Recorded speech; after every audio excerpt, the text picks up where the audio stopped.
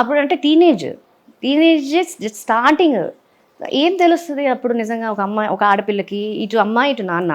ఒక స్కూల్కి ఎలాగ వెళ్తాం, మనం రెడీ చేసి స్కూల్కి పంపిస్తారు mother, lunch box snacks box ఇస్తారు, తింటాం చదువుకుంటాం, ఈవినింగ్ అయితే ఇంటికి వస్తాం.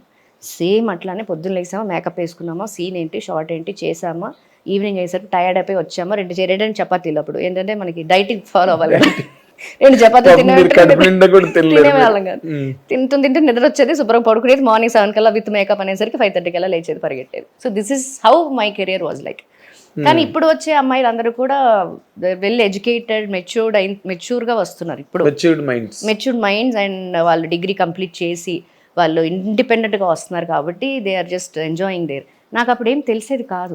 గోకులంలో సీత పెద్ద హిట్ అనేసరికి, ఒక ఫస్ట్ సినిమా పెద్ద హిట్ అంటే ఒక ఆబ్వియస్లీ ఒక హీరోయిన్కి ఎట్లా ఉంటుంది, ప్రౌడ్, వా వా ఏం తెలియదు. వచ్చి అమ్మో ఎవరో చెప్పారు పెద్ద హిట్ అయిపోయిందంట సినిమా అంటే, హిట్ అయిందా అమ్మయ్య అయిపోయిందంట, అంతవరకు తీసుకునేది.